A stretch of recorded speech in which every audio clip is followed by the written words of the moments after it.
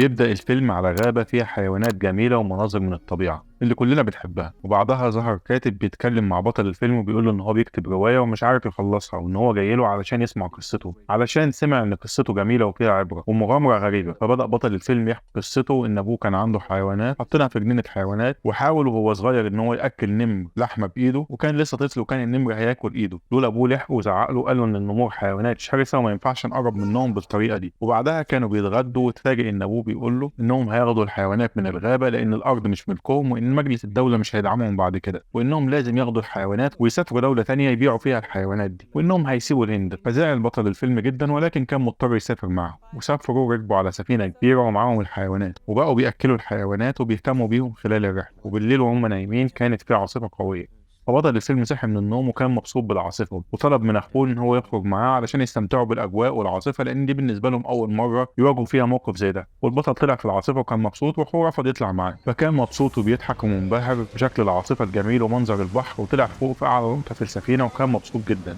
بعدها العاصفة ضربت السفينة بشكل مفاجئ وكانت السفينة بتغرق. نزل البطل علشان يلحق أبوه وأمه وأخوه لأنهم كانوا في السفينة من تحت، معرفش يوصل لهم بسبب المية اللي دخلت في السفينة. فطلع وطلب من المنقذين اللي على السفينة إن هم يساعدوه ينقذوا عائلته، وقعد يزعق لهم وهو كان متضايق جدا وخايف على عائلته، لكن قالوا له انزل انت في قارب النجاة واحنا هنحاول ننقذهم. فقعد يعترض ويقول لهم لا، فزقوه وقع في القارب، ونط معاه في القارب حمار وحشي، ولقى النمر بتاع ابوه بيعوم وبيجري ناحية القارب، فحاول يبعده علشان كان خايف منه وعارف ان النمور شرسة وان هو مش هيعرف يكون معاه على قارب نجاة واحد. لكن النمر ركب، وبعدها لقى قرد في وسط المية من الحيوانات بتاعتهم اللي كانت في الجنينة، فأنقذوا وركبوا على القارب، واتفاجئ بوجود ضبع معاهم على القارب ما كانش واخد باله منه. والضبع بقى بيحاول يهاجم الحمار الوحشي والقرد، وكانوا بيبعدوه عنهم، ولكن لما جاع الضبع كل الحمار الوحشي وقتله، وهاجم القرد بعدها وقتله. فزعل البطل عليهم جدا وحاول يهاجم الضبع بس ما كانش قادر عليه. بعدها ظهر النمر من تحت في القارب وقتل الضبع، وحاول يقتل بطل الفيلم، وبقى البطل عمال يحاول يبعده عنه وبيهرب منه، وعمل طوق انقاذ في مكان تاني ليه تحت في الميه علشان يقدر يعيش بعيد عن النمر، علشان ما كانش عارف يعيش مع النمر على نفس القارب وخايف منه، والنمر كل ما بيطلع على القارب او يقرب منه بيحاول يهاجمه وياكله. ففتح البطل مؤن القارب والتعليمات وحاول يعيش لاطول وقت ممكن وما ييأس وما يفقدش الامل، والاكل والمؤن اللي على السفينه خلصوا منه، والنمر كل الحمار الوحشي والحيوانات كلها. فحاول البطل يتعلم الصيد علشان يقدر ياكل وياكل النمر معاه، وتعلم طريقة لتنقية المية من كتاب التعليمات اللي لقاها على القارب، وبقى بيحاول يصطاد لكن كان بيفشل. كل ما يحاول يصطاد كان بيفشل ومش عارف يطلع على القارب بسبب النمر. وبعدها قال ان هو لو ما اتعلمش الصيد النمر مش هيسيبه، لان النمور بتعرف تعوم، فالنمر مش هيسيبه حتى في المكان المعزول عن القارب. وبقى بيحاول يصطاد ويتعلم الصيد لان دي الطريقة الوحيدة اللي هتخليه ينجو وياكل النمر وما يموتش ولا هو ولا النمر. وفي الاخر اصطاد بعد معاناة كبيرة، مع ان البطل كان شخص نباتي وما بيحبش ياكل غير اكل نباتي، لكن كان مضطر ان هو ياكل سمك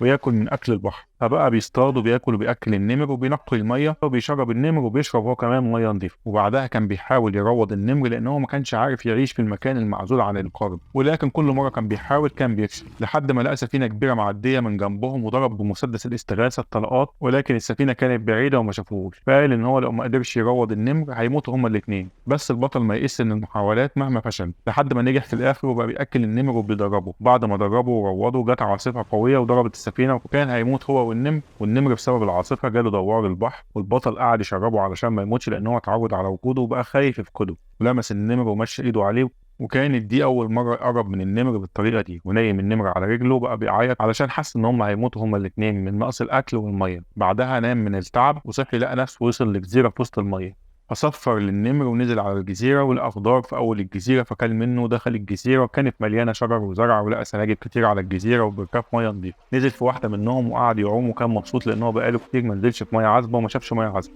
بعدها طلع النمر على الجزيرة وبقى بياكل من السناجب الموجودة على الجزيرة، والبطل بياكل أكل نباتي من اللي هو بيحبه. بعدها طلع على شجرة وكان بيحاول يعمل مكان ينام فيه، ولقى النمر جري على القارب، فاستغرب البطل ان النمر بيهرب، ولقى كمان ان السناجب جريت ناحيته ناحية السرير اللي هو كان عامله، وبقوا بيناموا جنبه وفوق. وقلق البطل من النوم بالليل لان النمر نايم على القارب وفي نور ازرق جميل منور الجزيرة كلها والمية، لون يشبه لون الشعار بتاع القناة. بعدها لقى ان في زهور هي اللي عاملة الاضاءة دي، اخد زهرة منهم وفتحها وكان منبهر بجمالها. وبعد ما فتحت الزهرة لقى ان جواها ضرس بشري، اتخض وعرف ان كان في على الجزيرة دي بشري قبله وان هو مات. فقعد يفكر ويشوف ليه النمر جري على القارب وهرب من الجزيرة دي، واكتشف إن المية العذبة دي بالليل في الجزيرة بتتحول لمادة حامضة وبتقتل السمك، ولقى إن السمك كله ميت، وعرف وقتها ليه كانت الحيوانات بتهرب وبتجري من الجزيرة بالليل. بعدها البطل قرر إن هو يغادر الجزيرة، وقال إن هو لو فضل على الجزيرة هيموت زي الشخص اللي مات قبل كده على الجزيرة، وقال إن هو لازم ما يستسلمش.